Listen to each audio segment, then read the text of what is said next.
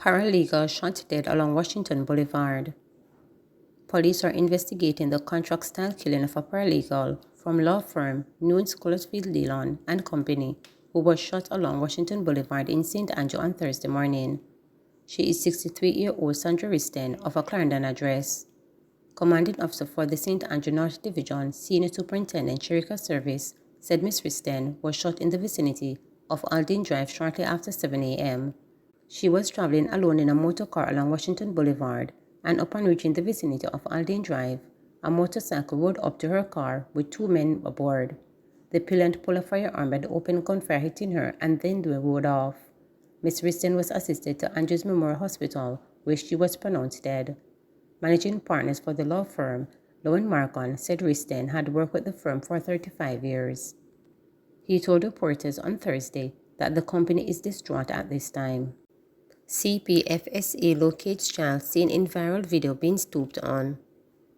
The Child Protection and Family Services Agency, CPFSA, says it has located the girl who was seen being stomped on by a woman who is her mother in a now viral video. It says the 15-year-old girl is now in the care of her father. She is currently receiving medical attention at the hospital. Chief Executive Officer of the CPFSA, Loretta Adams Thomas, says the police have been made aware of the case and are expected to take the appropriate action. Our investigations team was able to quickly locate the child. We can confirm that the woman seen assaulting her in the video is her mother. The child is now in the care of her father, and she is currently receiving medical attention at the hospital, she stated. She said the CPFSA will continue to follow up with the child to offer psychological, psychosocial, and any other forms of necessary interventions. Woman found guilty of frigate girl Tania Clarks' murder. Rochelle Foster, the woman charged for the 2019 stabbing death of 23-year-old national footballer Tania Clark, was found guilty of manslaughter. The anonymous verdict was handed down in the Home Circuit Court by a 7-member jury. The 25-year-old defendant, who was being tried for murder, was remanded for sentencing on February 29 by Justice Leighton Pusey.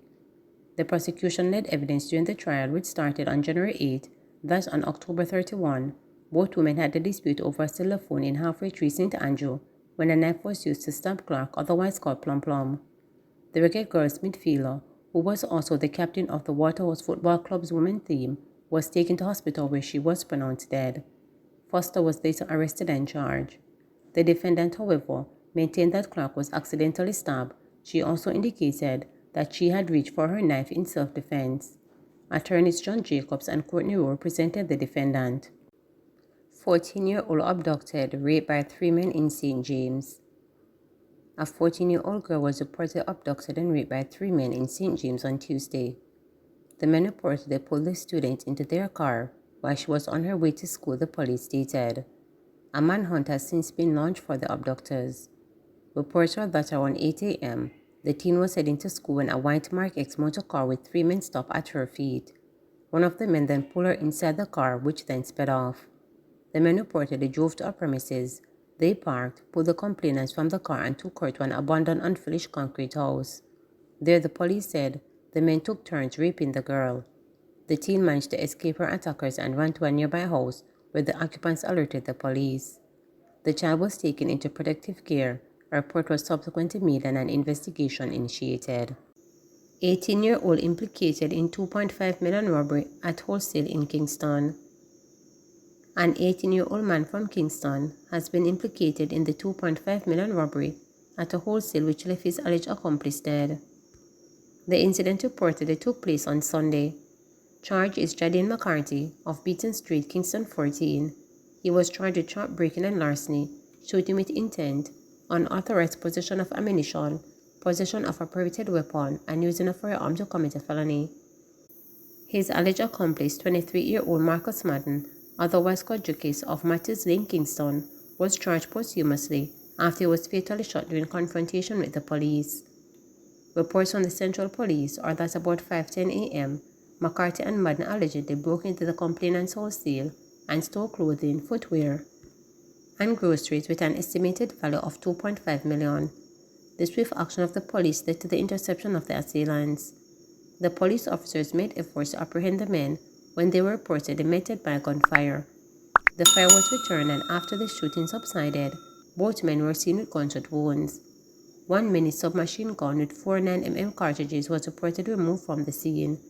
They were taken to hospital, where Madden was pronounced dead. McCarthy was treated and released in police custody. He was charged after a question and answer interview. McCarthy's court date is being finalized. Ammunition found in Front Telecom's company in Westmoreland. Several rounds of ammunition were found on the premises of a popular telecommunications company on Great George Street in Savannah Lamar, Westmoreland, Tuesday morning. No one was taken into custody or charged in relation to this seizure, which consists of shotgun cartridges, the police said. Reports reaching reporters are that around 9:20 a.m., residents saw the shotgun rounds in a garbage bin and summoned the police. Cop nabbed with ganja on police station grounds fined.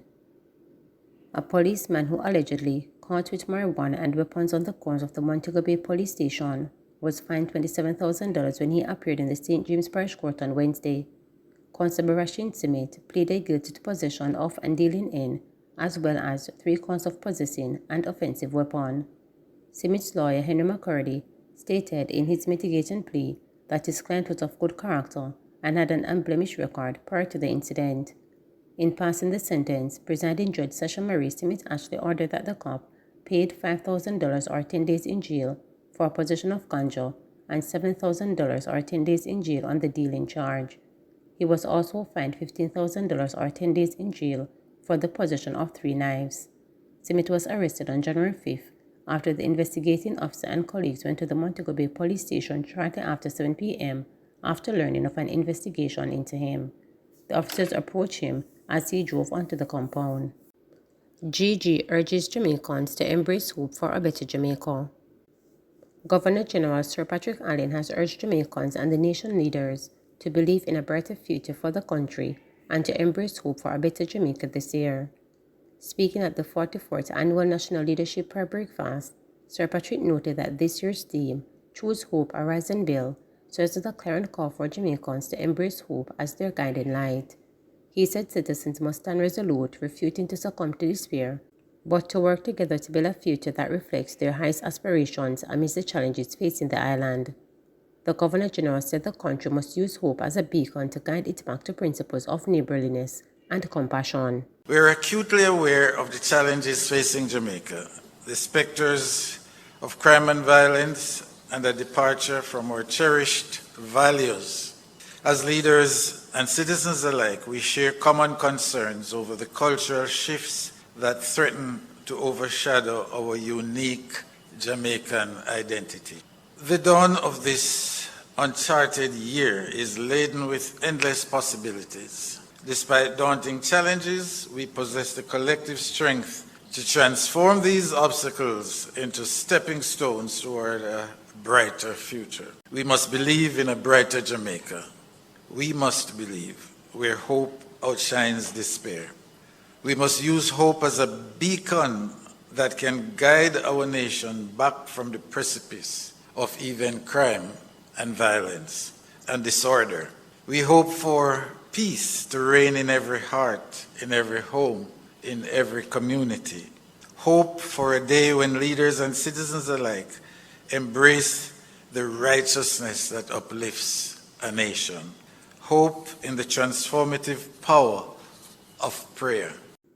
Commissioner promises boost the Police Visual Identification Unit. Police Commissioner Major General Anthony Anderson has promised to increase the manpower and resources at the Small but Critical Visual Identification Unit VIU of the Jamaica Constabulary Force JCF.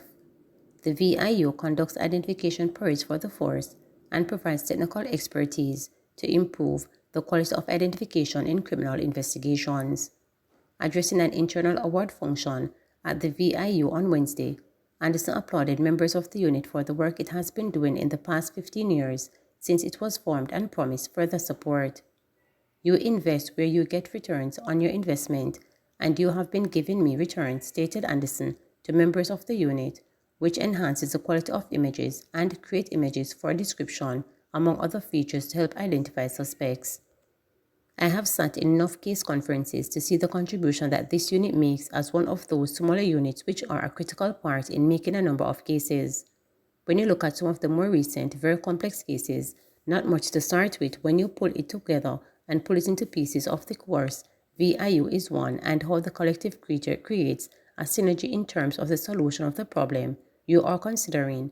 That is beyond anybody's doing as an individual, added Anderson, as he pointed to the work done by the VIU to help in the arrest of suspect in the killing of 8-year-old Daniel Rowe. Rowe, a student of Brayton Primary School in Portmore St. Catherine, was abducted from the institution last June and left for dead with her throat slash on Roosevelt Avenue in St. Andrew. She died at the Bustamante Hospital for Children 2 days after the ordeal. Using descriptions from members of the public, the VIU released a sketch of the suspect, Keodi Sachet, a dental assistant who police say was the intimate partner of Daniel Rowe's father. She has since been arrested and charged. That was a significant part of it that you, the VIU, put out that composes, and it was very helpful in solving the case, so congratulations on that. That's a big one, said Anderson, as he pointed out that the use of technology to solve crimes is a direction that the force is heading in. He told the meeting that leadership of the JCF will be holding a retreat this month, and one of the items on the agenda will be how to expand the resources of the VIU. It is much easier to equip and fund a smaller unit than when you have a 1,000 people who want 10,000 things. You are a small unit, probably too small, and I suspect people still have to move too far to access your services, so we have to build out the unit. I will give you a commitment, not that we will be getting something to you, said Anderson to Applause. He noted that the VIU would probably be facing challenges like much of the rest of the JCF in terms of computers and other supplies, and promised that the unit will see investment in keeping up the quality of its work. Please remember to subscribe, like, share, and click the notification bell for daily updates.